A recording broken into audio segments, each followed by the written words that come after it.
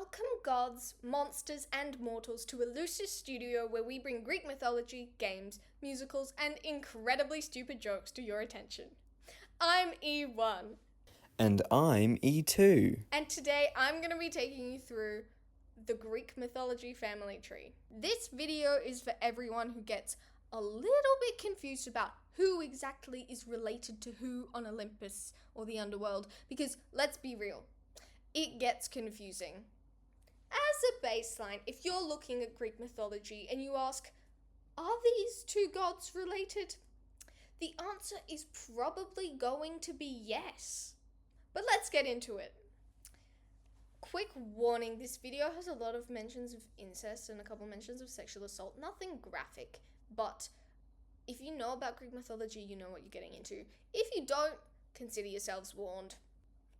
In the beginning, there was nothing. And then, the Big Bang. Wrong episode. What, like this? The whole universe was in a hot, dense state that nearly 14 billion years ago expansion started. Wait, the earth began to cool, the autotrophs began to drool, Neanderthals developed tools, we built a wall. We built the pyramids, math, science, history, unraveling the mystery. No, wrong everything. Okay, I'll get on with it. In Greek mythology, in the beginning, there wasn't actually nothing. There was chaos. Chaos is the void from which all things originate. Not to be confused with this somewhat inaccurate Greek mythology-based show on Netflix, but chaos is a being in and of themselves. This is what they look like according to Supergiant's Hades 2. A very excellent game. Most of the images are sourced from Supergiant's art of the gods, but we'll get into that later.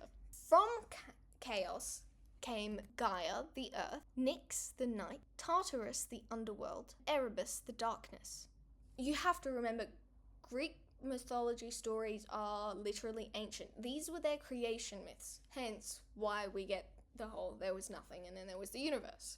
Anyway, Gaia then produced, and this term is used loosely, Uranos, the sky, the Urea, the mountains, and Pontus, the sea. When we say produce, in this case it means Gaia parthenogenetically reproduced and literally birthed them, but in other cases it can mean that they were just created out of nothing, because that is also an option with, magical beings of legend. Gaia and Uranos then were lovers, and it was through this union, which is mostly referred to as being non-consensual, which is not fun, that were born the Titans, the Cyclopes, and the Xpldngkttn. The Cyclopes are a race of giant one-eyed monsters, and the Xpldngkttn literally translate as the 100-handed, and they are 100 hands attached to each other. We don't talk about the Xpldngkttn. Now, you don't need to remember all of these, because we will be going over them, but the 12 original Titans are as follows. Kronos, Titan of Time. Oceanus, god of rivers and the ocean and the barrier between Earth and the underworld. Koios, Titan of the questioning mind or just science. Crius, the ram of the constellations. His role is not clear, but he is a ram. So we have Computer. Hyperion, Titan of heavenly light. Eupatus, Titan of mortality. Rhea, mother of the gods. Mnemosyne, Titaness of memory. Thea, Titaness of light. Themis, Titaness of justice. Phoebe, Titaness of foresight and oracles. And Tethys, Titaness of freshwater. Now, Uranos did not like his children. To be fair, the Xpldngkttn are terrifying. I mean, imagine coming across one of those. I do understand that. You see, the problem with Uranos is that he decided he would solve this problem by hiding his children within Gaia's body. Wow, does this remind you of anything? Men using women's bodies for their own purposes, wow. But in any case, the children were now buried within Gaia.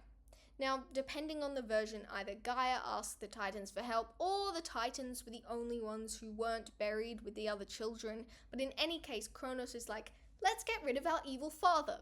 And the others are like, hell yeah. And Kronos and the Titans castrate Uranos, which is the correct response to a man trying to control a woman's body. The reason I mention the castration is From the blood that was spilled when Kronos castrated Uranus, beings were produced that were considered the offspring of Uranus and Gaia. These were the Erinyes, also known in English as the Furies, Megara, Tisiphone, and Alecto, the Giants, who later settled in different regions and are known in the Odyssey as the Laestrygonians, and the Meliae, which are tree nymphs. Confusing already, right? It gets worse.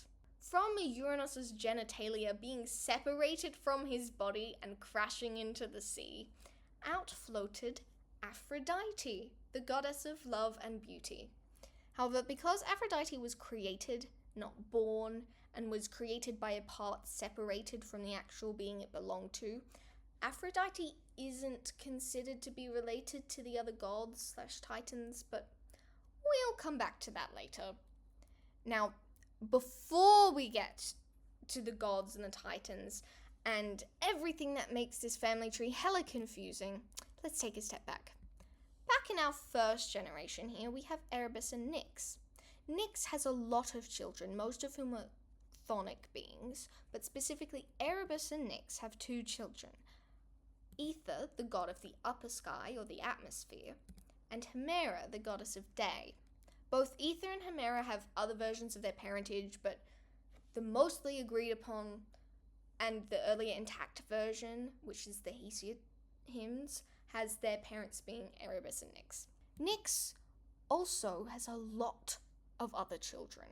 These include, but are not limited to, Fates, Clotho, the maiden fate, Lachesis, the mother fate, and Atropos, the crone fate, Moros, the god of doom, Thanatos, the god of peaceful death, Hypnos, the god of sleep, Momus, the god of blame, Geras, the god of old age, Oisis, the goddess of pain or distress, Nemesis, the goddess of retribution, Apate, the goddess of deceit, Eris, the goddess of strife, and Philoctetes, the goddess of affection, who is kind of out of place among all her siblings. Nyx was also the mother of other minor gods and nymphs, such as the Keres, death spirits, Oneiroi, dream spirits, and the Hesperides, a group of nymphs. There are so many gods and spirits and nymphs being attributed as children of Nyx, many of whom didn't have fathers, so it's kind of hard to keep track. These are the important ones. There's one more child of Nyx we must mention, as he isn't technically a child of Nyx according to the Greeks. It's Charon, the ferryman of the dead. He is, according to an old Italian text, the child of Erebus and Nyx. However, there are a few surviving Greek sources that even give clues about Charon's parentage. If you were to place him on the family tree, you'd probably put him there though. Let's zoom out again. I bet you're wondering, when are we going to get to the gods? I'm getting there. This family tree is just so big. Back in our first generation, we're still in our first generation, there's one more union we have to talk about, and that's between Tartarus and Gaia. They have 2 children, Typhon and Echidna, the father and mother of all monsters.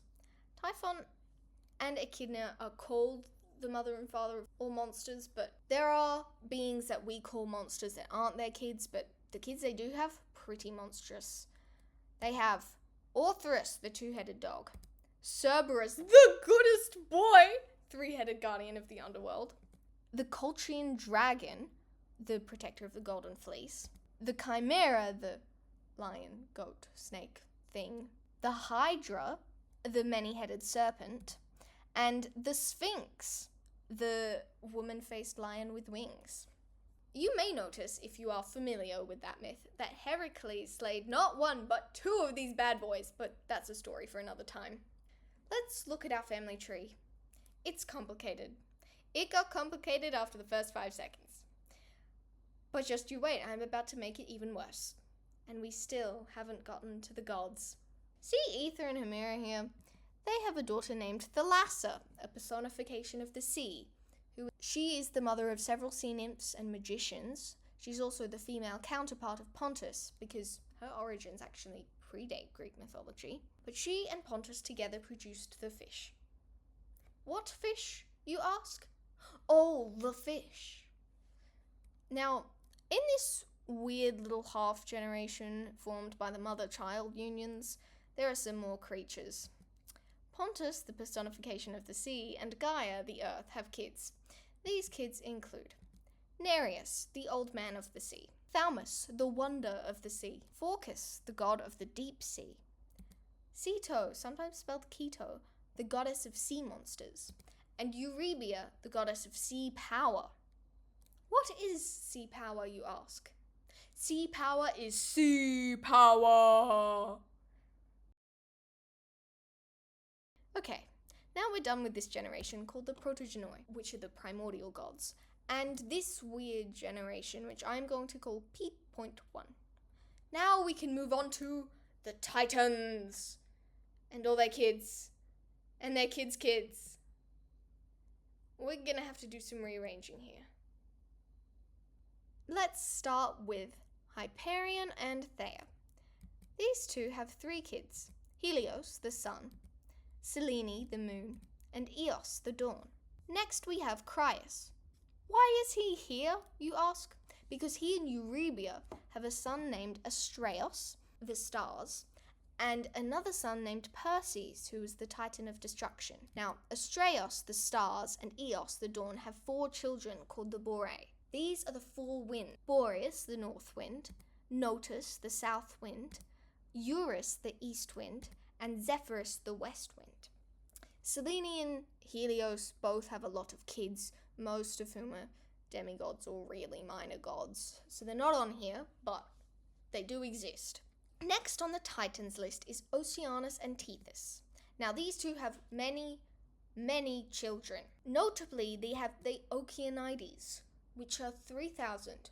Yes, I did say 3,000 nymphs that preside over all the water on earth. They also have the Aurae, which are wind nymphs, sometimes seen as a single goddess of the wind called Aura, and the Potamoi, which are gods and goddesses of clouds, rains, small streams, who also have various children named Naiads, which are water nymphs. There are other daughters of Oceanus. He's attributed to being the father of very minor gods by his other sisters and his mother, but given that this diagram is complicated enough already and these beings are not important to mention most of the time, they are not going on there. One of these Oceanides, named Clymene, who is also known as Aesi or Asia, becomes the wife of Iapetus, and together they have 4 children, some of whom you may be familiar with. Atlas, the Titan tasked with holding up the sky; Prometheus, the Titan of foresight who stole fire to give to mankind; Epimetheus, the Titan of excuses; and Menoetios, the unimportant one. There is another one of the Oceanides called Metis, who will be important later, so she's here as well. Now, Koios and Phoebe, I bet you thought I forgot them, but I didn't. They have 2 daughters, named Asteria, goddess of stars, and Leto, goddess of motherhood. Asteria is now married to Perses, and they have Hecate, the goddess of witchcraft and the crossroads. We'll come back to Leto. Last, and certainly not least, we have Kronos and Rhea. Kronos and Rhea have 6 children who we know as the gods. We also know them as the Traitor dynasty. They are Zeus, king of Olympus and the god of lightning; Poseidon, king of the sea and god of earthquakes; Hades, king of the underworld and god of the dead; Hera, queen of Olympus and goddess of marriage; Hestia, the virgin goddess of the hearth; and Demeter, the goddess of agriculture, grain, the harvest, and the weather. Now Kronos, having castrated his father and defeated him and taken over the world, was king of the Titans. He wanted to always be king of the Titans. He did not like having heirs, and he wasn't going to make the same mistake his father did by hiding his children in his wife's body. No, he ate his kids. He ate all 5 of his children except for Zeus. Rhea kept Kronos from knowing about Zeus's birth, and he was raised elsewhere until he was old enough to attack his father, free his brothers, and then lead the gods in a 10-year war against Kronos. And so they won, yay! And you know the rest. Zeus became king of Olympus, Poseidon king of the sea, Hades king of the underworld, Hera married Zeus, Zeus cheated on her like 400 times, Hera gets real mad for a good reason, the end. Not the end, we still have so many more kids to go through. Now, if you take a quick Google and you typed a few words into your phone or device or wherever you're watching this, you'll be able to quickly find a list of all of Zeus's children. You can do the same for Poseidon and Hades and all the other gods. But Zeus's list has over 400. We are not going to go through all of them because that would be impossible. We are going to go through barely a fraction of them. But we will start with the children of Zeus and Zeus's lawful wife, Hera. Zeus and Hera have Ares, the god of war, Hephaestus, the god of the forge with the cool prosthetic legs, Hebe, sometimes pronounced Hebe, I like Hebe better though, the goddess of eternal youth, Aletheia, goddess of childbirth. Now, there are some more children that you may not know that are also credited with being children of Zeus and Hera. One of whom is Eris, who is sometimes credited with being a child of Zeus and Hera because she's said to be the sister of Ares, but the earlier texts say she's a children of Nyx, so I'm going to stick with that. Zeus and Hera also have another daughter called Angelos. The stories about her only survived in one place, but Angelos was an underworld goddess. She doesn't play a huge role in Greek mythology, but I'm leaving her on there even so. The problem with Zeus is that he cheated on his wife. He cheated on his wife so many times.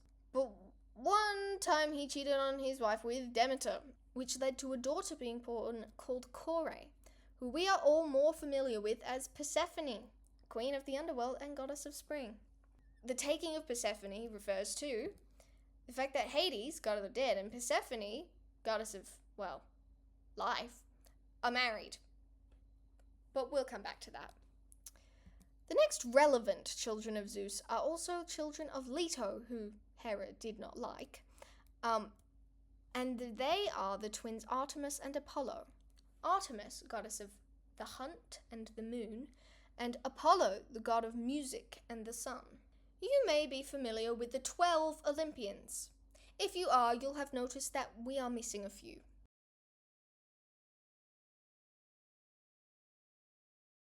One of them is the daughter of Zeus and Metis from earlier. And you know her, you love her, it's Athena, goddess of intelligence, wisdom, and warcraft.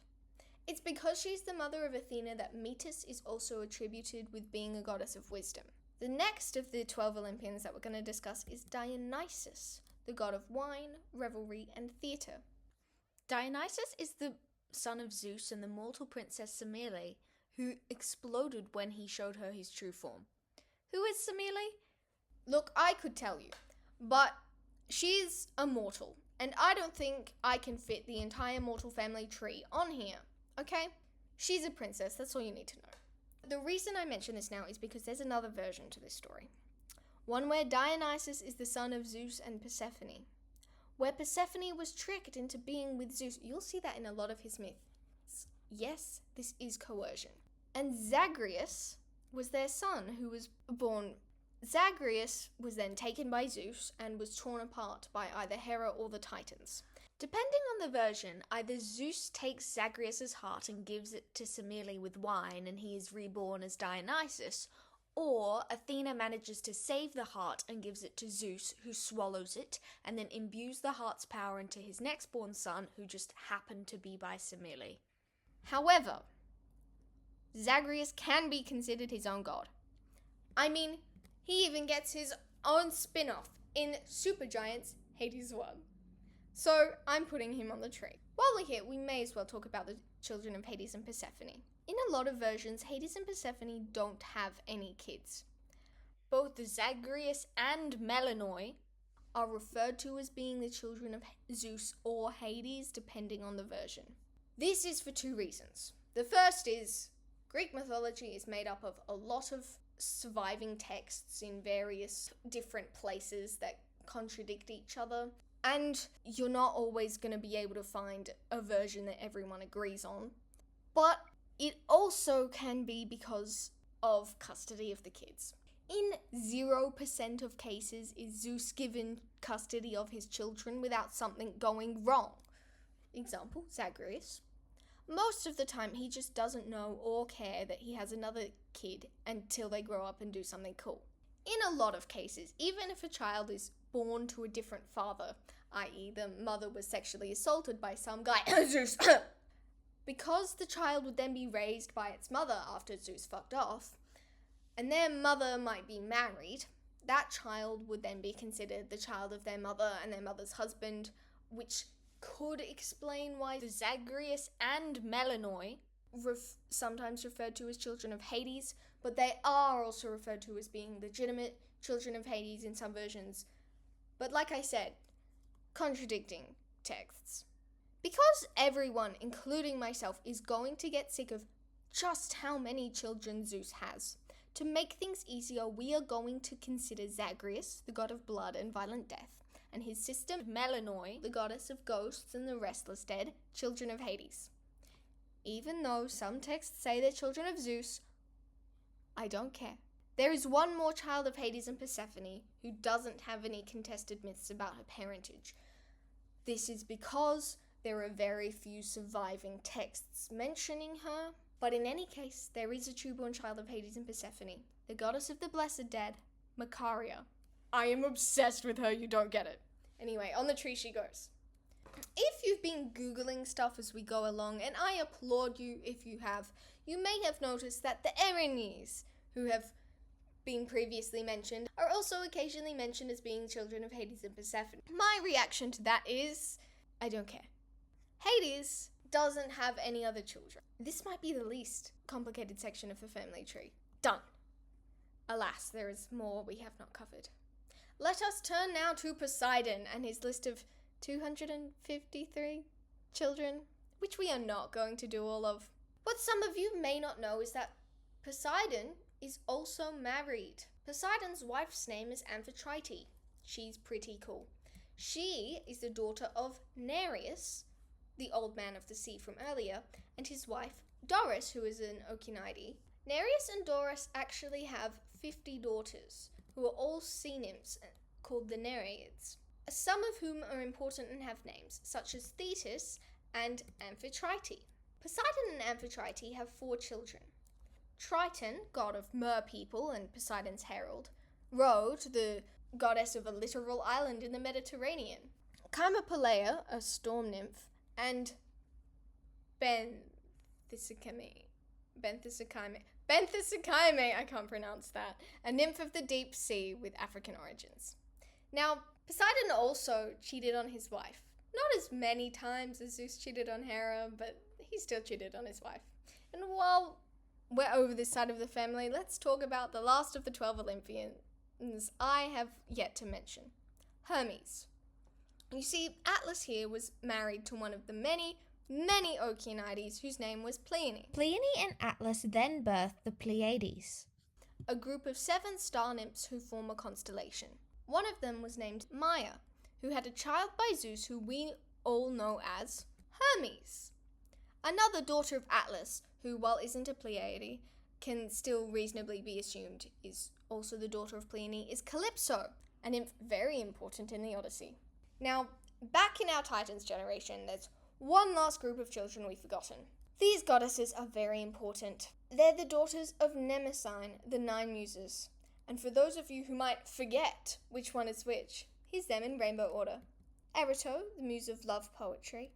Clio, the muse of history. Euterpe, muse of music and lyric poetry. Thalia, muse of comedy. Melpomene, muse of tragedy. Terpsichore, muse of dance. Calliope, muse of epic poetry. Polyhymnia, muse of hymns. And Urania, muse of astronomy. Let's recap. We have chaos. We have protogenoi, the primordial beings. We have the weird little subgeneration of the protogenoi. We have the Titans. We have the gods. Are you ready for this family tree to become even more weird? Let's get into our last little generation, the demigods and the divine. We'll zoom in on our gods. Right here, this little space is where we fit Aphrodite back into the equation. The reason being, Aphrodite, despite being married to Hephaestus for a while, had a long and torrid affair with Ares, and they had many children. The first of which being Eros, the winged god of sexual desire. The Romans called him Cupid, although he's not always recognized as that, and I'll get into why. Many versions have him being created directly from Aphrodite with no father, and some even weirder versions have her being born/created pregnant with Eros, but since that's weird and gross to think about, and Ares is credited with being his father, I'm putting him here. Other children of Aphrodite and Ares include Phobos and Deimos, the twin gods of fear and terror, Harmonia, the goddess of peace, and the Eretes, winged gods of different types of love and desire, most of whom take the form of cherubs, which Western culture is more familiar with as Cupid. Being the goddess of love, Aphrodite didn't have just children with one person. No, the reason she's here is because Aphrodite had a child with Dionysus by the name of Priapus, a fertility god. He's a fertility god of many things, but specifically the god of male genitalia. Let's just say that there is a reason Priapus does not have a picture on this tree, okay? This video is not explicit. I spared you all the indignity. Do not Google Priapus. Do not do that. If you have to, use incognito mode, but just be glad that he doesn't have a picture. Everyone else that doesn't have pictures is because they're not important enough for me to bother. But Priapus, consider yourselves lucky. Now, was Aphrodite the only one who had children by more than one person? Absolutely not. Let's talk about Demeter for a second. Demeter, the goddess of the harvest, the goddess of summer, a fertility goddess if ever there was one, had two divine children other than Persephone. These two divine children were also children of Poseidon. Yeah, that Poseidon. One of them was named Despoine, who was a minor fertility goddess, and the other was Arion. Arion was a horse. A spectacularly fast and pretty horse, but still a horse.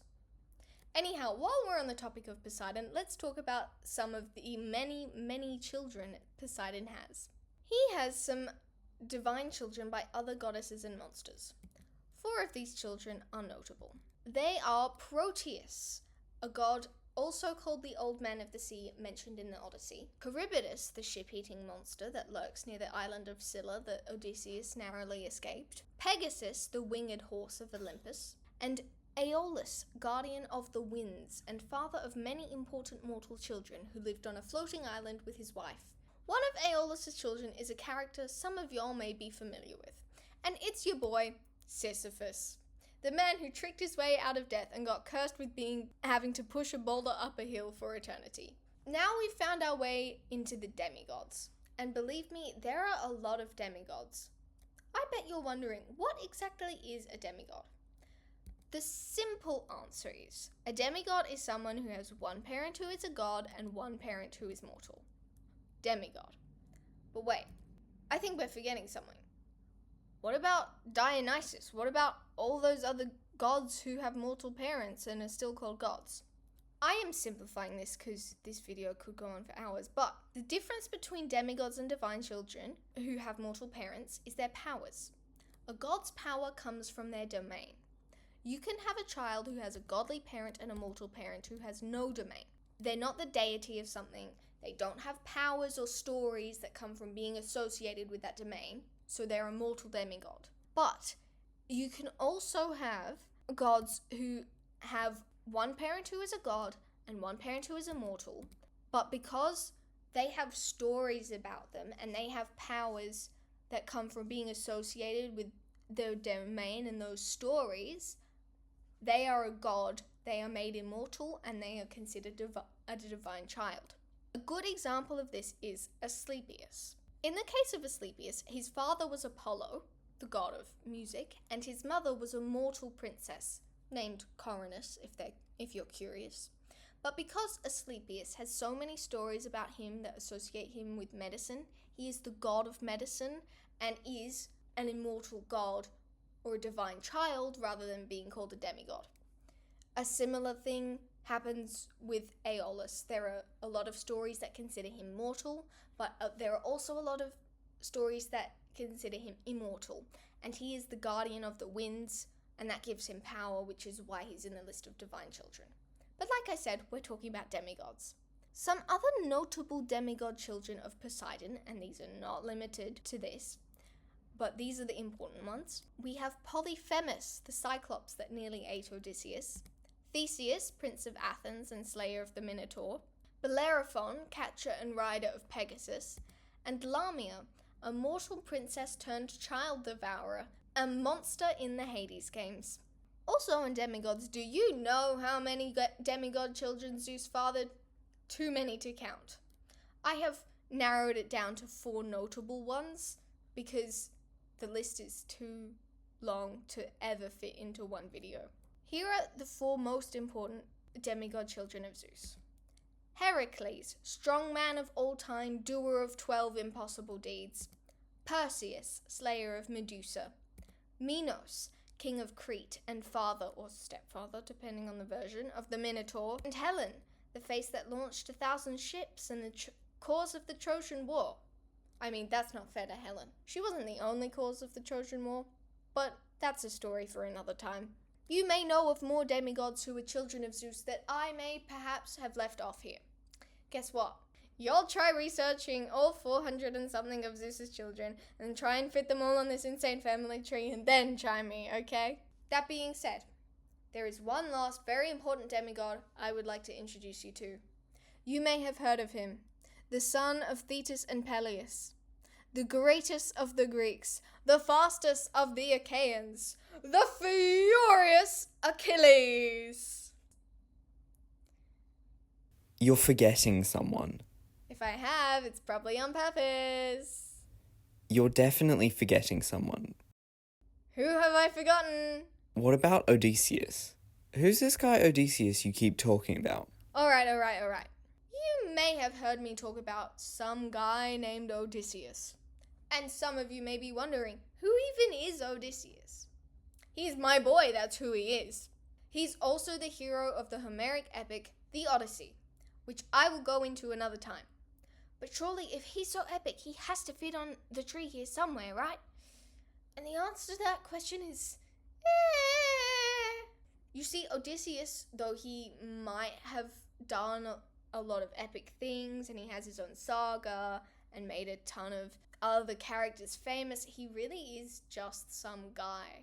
I mean, sure, he's the king of Ithaca, but he is the son of 2 mortals. His father's Laertes, king of Ithaca, and Anticlea. However, if you really wanted to put him on here, and I will not, because it is a reach at best, there is one version where he does fit on here. And that is because of this guy, Sisyphus, who is also my boy. Sisyphus, being the little trickster that he is, has a version of his myth where he seduces Anticlea, Odysseus' mother.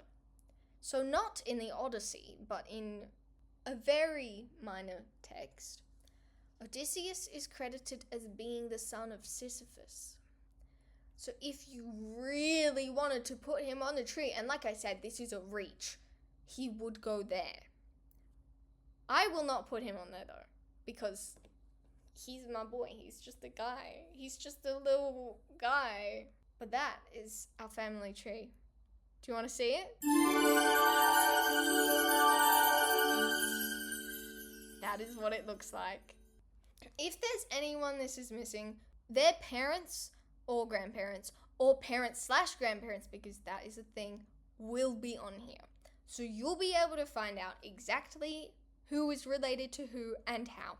So now you know, if there's ever a question of, are these 2 gods related? The answer is probably, definitely, yes. The following is a list of all the Creative Commons images and licenses that were used to make the family tree you see in this video. All credit goes to Supergiant from art taken from the Hades games. Thank you guys so much for watching. I hope this was helpful. If you laughed at one of my jokes, hit the like button. If you want to see more absolutely unhinged Greek mythology content, hit the subscribe button. Or, alternatively, follow us at Elusive Studios on Tumblr. Or do whatever you want. I'm not the boss of you. Peace out.